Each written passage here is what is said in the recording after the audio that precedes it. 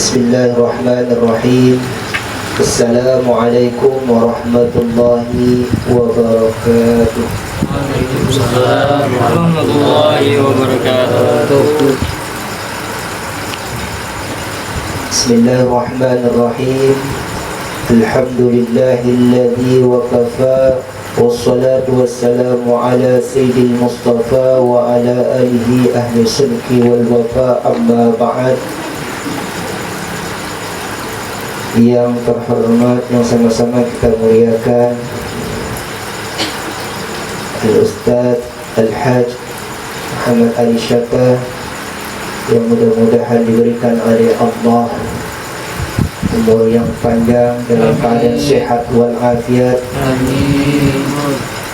Dan juga yang selalu kita timba ilmu dari beliau. Mudah-mudahan beliau selalu diberikan oleh Allah Subhanahu wa ta'ala urusan yang as-sa'adah, yang menyenangkan, yang selalu bahagia. Amin amin ya rabbal alamin. Kemudian yang saya hormati para asatid wal asatidzah, para bapak-bapak, ibu-ibu, serta adik-adik yang dirahmati oleh Allah Subhanahu wa ta'ala. Alhamdulillah, segala puji bagi Allah yang mana Allah memberikan segala-galanya, dan Allah juga tempat kita meminta, dan juga Allah akan memberikan apa yang kita minta. Kemudian salawat serta salam tetap tercurahkan kepada baginda Nabi Muhammad sallallahu alaihi wasallam. Allahumma salli ala sayyidina Muhammad wa ala ali sayyidina Muhammad. Mudah-mudahan kita mendapatkan syafaat dari baginda Nabi Muhammad sallallahu alaihi wasallam di akhirat kelak. Amin ya rabbal alamin. Kita meneruskan daripada kalam As-Sayyid Al-Alamah Alwi bin Abbas Al-Maliki Al-Hasan radhiyallahu anhu. Bismillahirrahmanirrahim. At-tarhibu min adamil istinzahi min al-bawli wa mitakhalli ala turkin nasi aw zillihim aw marad aw mawaridihim. An Ibni Abbas radhiyallahu anhuma anna Rasulullah sallallahu alaihi wasallam marra bi qabraini faqala innahuma liyu'adzabani wa ma yu'adzabani fi kabir bala innahu kabir amma ahaduhuma fakana yamshi bin namimati wa amma al-akhar fakana la yastatiru min bawlihi. Rawahu al-Bukhari wal Muslim. Wa an Ibni Abbas radhiyallahu anhuma qala qala Rasulullah sallallahu alaihi wasallam ammatun adabil qabri min al-bawl fastanzihu min al-bawl. Rawahu al-Bazzar wa Tabrani fil al-Kabir.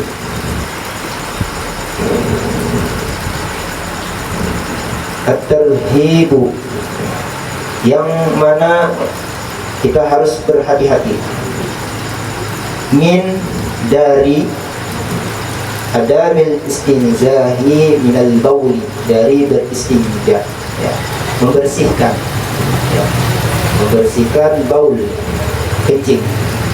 Berhati-hati dari membersihkan kencing, air kencing, atau buang air kecil. Dan juga harus berhati-hati tatkala membuang kotoran, baik buang air besar atau air kecil di tempat jalan manusia, ya, jalan orang, jalan umum, ya, atau di tempat teduh, tempat orang berkumpul. Jangan sembarangan membuang kotoran, ya. kawan-kawan. Biasa tempat kos gitu kan, asik tempat berkumpul, sepi-sepi, nggak ada orangnya, ya, akhirnya buang air kecil di situ tidak boleh, walaupun tidak ada orangnya. Atau di terminal, apalagi tidak boleh, dilarang. Atau tempat dikelewatan orang, di mana orang selalu lewat, dilarang kita membuang kotoran. Dari Ibni Abbas, sesungguhnya Rasulullah Shallallahu Alaihi Wasallam suatu ketika Rasulullah ini lewat di dua kuburan. Jadi Rasulullah lewat di dua kuburan, terdengar dari kuburan tersebut orang yang kena azab, ya, orang yang kena azab dari kuburan. Begitu dahsyatnya, ya, siksaan, sehingga terkeluar dari permukaan bumi dan terdengar oleh sahabat Rasulullah dan juga didengar langsung oleh Rasul Shallallahu Alaihi Wasallam, orang yang disiksa oleh malaikat di dalam kubur. Bayangkan. Apa penyebabnya orang yang disiksa di dalam kubur tadi? Sahabat bertanya, ya Rasulullah, apa penyebabnya dua orang ini kok begitu suaranya keras, ya, terdengar sampai ke permukaan bumi? Apa penyebabnya? Dulunya dia ini ngapain sampai begitu dahsyatnya siksaannya? Baru dikubur, ya, belum di padang mahsyar, belum di akhirat, baru dikubur. Kenapa ya Rasulullah? Rasulullah Sallallahu Alaihi Wasallam melanjutkan sabdanya, orang ini disebabkan disiksa begitu dahsyatnya karena dia suka mengadu domba. Mengadu domba di saat di dunia, ya. Yang satu dikatakan, oh ini majelisnya suka menyesat-nyesatkan, oh ini majelis satu mengatakan provokator, pokoknya yang nggak benar, ya, selalu membuat permusuhan antara umat. Maka ini nanti disiksa oleh Allah, ya, dengan siksaan yang sangat pedih, sebab dia menyebarkan fitnah sehingga mengadu domba apalagi para ulama, ya. Jadi dilarang mengadu domba, ya. Kalau kita bisa menyelesaikan secara pribadi, maka diselesaikan secara pribadi, ya. Kalau bisa pun dengan secara diam-diam, sudah selesai dengan secara diam-diam. Jangan sampai sebab kita, ya, atau sebab teman kita, sehingga yang tadinya berteman menjadi musuh, ya. Na'udzubillah summa na'udzubillah min dzalik. Wa amal akhar, dan kemudian yang satu ini, yang lain ini kenapa ya Rasulullah? Satu kami sudah tahu, karena dia di dunia disebabkan suka mengadu domba, ya. Kemudian kata Rasulullah, yang satu ini disebabkan dia ini istinja, ya, bersuci dari buang air kecil atau buang air besar, dia tidak bersih, ya, dia tidak bersih. Bahkan di dalam hadis ini, fakana la yastatiru min baulihi, karena tatkala dia buang air kecil, dia itu nggak pakai penutup, ya. Kalau di kampung-kampung kan, kepulauan kadang berdinding tapi nggak ditutup, ya, nggak ada tutupnya atasnya, nggak ada penutup seng di atas tapi berdinding, ya. Itu makruh. Jadi harus ada penutup kanan, kiri, depan, belakang, dan atas. Dan juga dianjurkan kita itu adabnya tatkala qada'il hajat, baik buang air besar atau buang air kecil, itu jangan sampai kita menghadap ke kiblat, walaupun kita di dalam satu ruangan yang tertutup, makruh hukumnya. Hindarilah daripada menghadap kiblat atau membelakangi kiblat. Jadi dua penyebab orang tadi disiksa oleh Allah sangat luar biasa, karena satu mengadu domba, yang kedua adalah sebab bersuci tidak bersih. Bersuci tidak bersih. Di antaranya kata ulama, tanda sudah bersihnya kamu daripada qadail hajat tadi, beristinja tatkala tanganmu ini menyentuh bagian bagian kemaluan, itu sudah kasat tapi kalau masih licin, berarti masih ada kotorannya. Tatkala sudah kasat, berarti itu sudah suci. Dan juga hati-hati, jangan berlebih-lebihan. Kita merasa, oh ragu ini masih kotor, langsung bersihkan lagi, disiram lagi. Oh masih kotor, disiram lagi. Jangan khawatir dengan itu. Karena apa? Karena pandai sekali syaitan itu membisikkan di hati kita, padahal tadi sudah bersih, sehingga terlintas di hati kita bahwa ini belum bersih, sehingga timbullah sifat was-was. Kalau sudah was-was, akhirnya kita di dalam ibadah juga was-was. Jadi kalau sudah merasa yakin, kasat, udahlah selesai. Karena lama-lama juga di WC.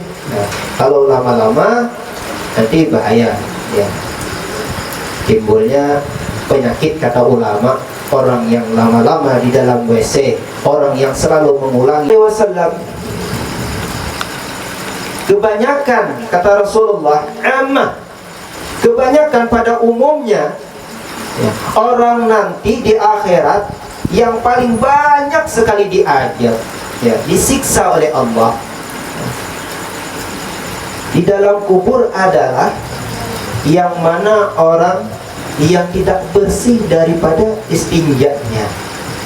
Paling banyak nih kata Rasulullah. Umum.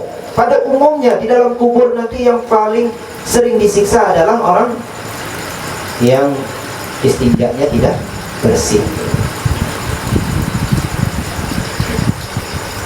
Sekarang sebagian ada orang terkena yang namanya penyakit al-bawasir, bawasir, dan juga kencing yang enggak tuntas, kencing yang enggak tuntas.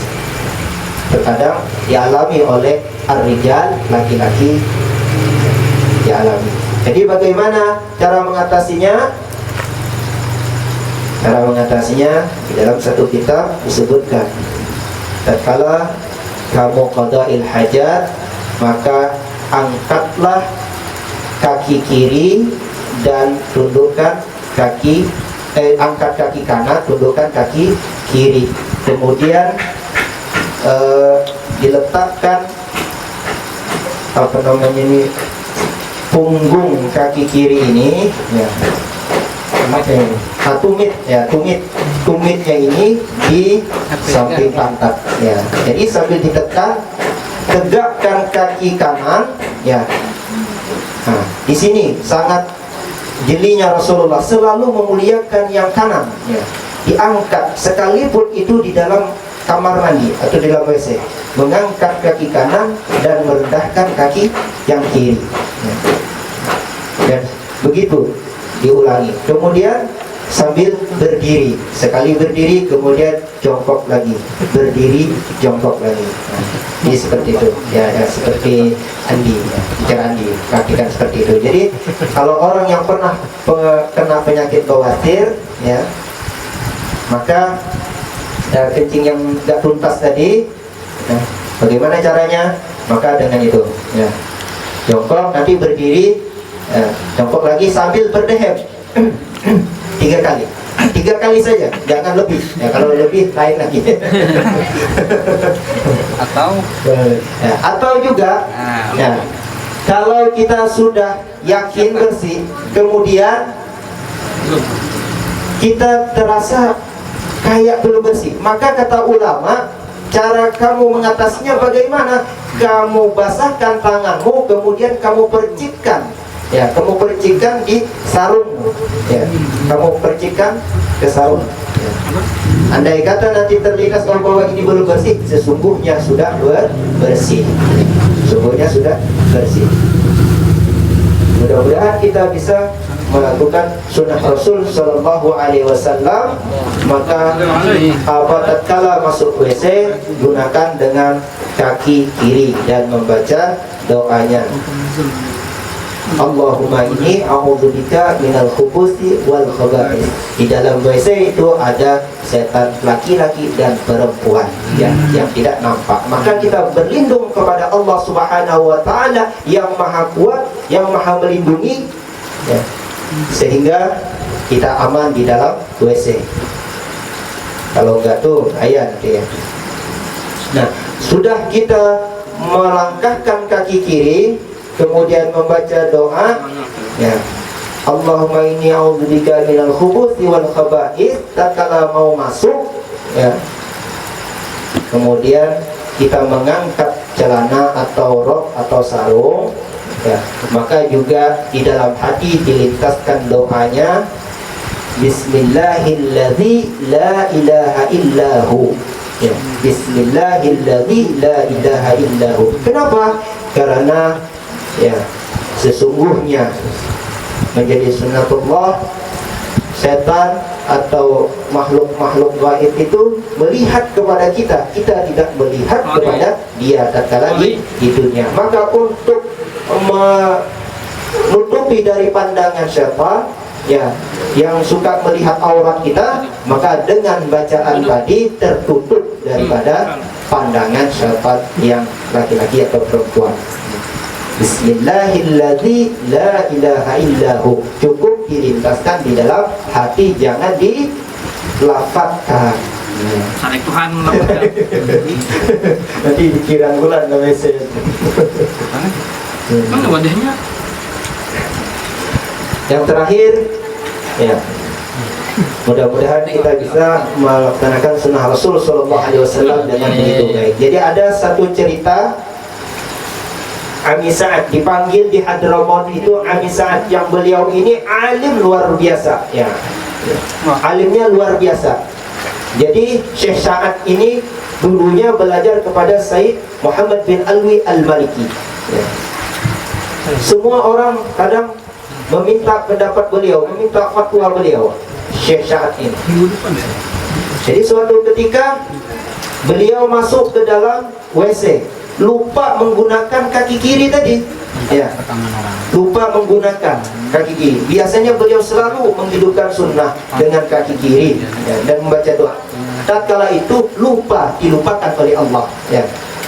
Akhirnya masuk dengan kaki kanan. Setelah kaki kanan lupa juga, jongkok seperti jongkoknya Rasul Sallallahu Alaihi Wasallam. Sebab beliau lupa tadi, nggak mengamalkan, akhirnya keluar di dalam lubang WC itu, keluar ya seperti asap keluar, kemudian memegang, ya, punya ini saat tadi, akbar baitan ya Ali Sa'ad, alangkah besarnya, maaf, telur beliau. Sampai begitu perkataan kita, akbar baitan ya Ali Sa'ad, alangkah besarnya. Akhirnya beliau langsung pingsan, ya, karena kaget. Tidak pernah melihat seumur hidup makhluk yang begitu menyeramkan dan begitu besarnya. Ya. Mori, nanya dilarang besar katanya. Jadi kaget beliau, kaget, pingsan. Setelah pingsan, diketahui oleh santri-santrinya Syekh Muhammad bin Alwi Al-Maliki, beliau dalam keadaan pingsan, kemudian dibawa. Setelah dibawa, beliau sadar. Beberapa bulan kemudian, beliau hadir di majelisnya Abuya Syekh Muhammad bin Alwi Al-Maliki. Beliau hadir di majelisnya. Kemudian setelah selesai Syekh Muhammad bin Alwi Al-Maliki majlis taklim, beliau meminta izin kepada Syekh Muhammad bin Alwi Al-Maliki, saya akan berkisah, ya, kata beliau. Apa kisahnya? Syekh Sa'ad tadi kata beliau, wahai para santri, wahai para talabul ilmi, wahai yang penuntut ilmu dari manapun kalian berasal, yang menuntut kepada Syekh Muhammad bin Alwi Al-Maliki, kata beliau, ikutilah, ya, jalan beliau. Ini orang yang sangat dicintai oleh Rasulullah, ya, yang suka bermimpi dengan Rasulullah. Kemudian kata Syekh Sa'ad tadi, saya, ya, sebab satu ketinggalan melaksanakan sunnah, sebab gak mengamalkan, pada saya tahu seharusnya masuk ke dalam WC ini menggunakan kaki kiri, sehingga saya gunakan kaki kanan. Akhirnya saya tadi ribuan hadis hafal, semua tafsir paham, saat ini saya separuh kehilangan, ya, sehingga beliau hilang separuh hafalan beliau. Pingsan sebab-sebab disebabkan tadi, ya, disebabkan Kita dia bisa hafalan juga nih. Ini hilang. Hafalan jadi luar begitu. Begitu alimnya Syekh Sa'ad, ya, begitu yang luar biasa mengamalkan sunnah Rasulullah. Sebab satu saja begitu dampaknya, apalagi kita yang, ya, hafalan. Gimana ya jadi, ya, yang banyak meninggalkan, ya, yang banyak meninggalkan. Pada sering kita mendengar dari pengajian bagaimana adabnya masuk WC, bagaimana adabnya qadail hajat, ya, bagaimana keluar dari WC, ya. Itu semuanya diajarkan oleh Rasul Sallallahu Alaihi Wasallam, dari mulai jongkok sampai berdiri, dari mulai bangun tidur sampai bangun, ya. Sebab satu sesaat begitu, ya, apalagi kita yang banyak meninggalkan sunnah Rasul Sallallahu Alaihi Wasallam. Mudah-mudahan kita berlatih, kata guru kami Abu Ya bin Habib Ahmad bin Sin bin Abi Bakar As-Siddiq, wahai anakku, kalau kalian tidak bisa melaksanakan 100% dari apa yang kalian timba, daripada apa yang kalian ambil, tidak bisa 100%, maka jangan sampai 30% dari 100 tadi kalian tidak mengamalkannya. Nah, mudah-mudahan kita bisa mengamalkannya. Amin, amin, ya rabbal alamin. Assalamualaikum warahmatullahi wabarakatuh. Waalaikumsalam. Masih ingat lah apa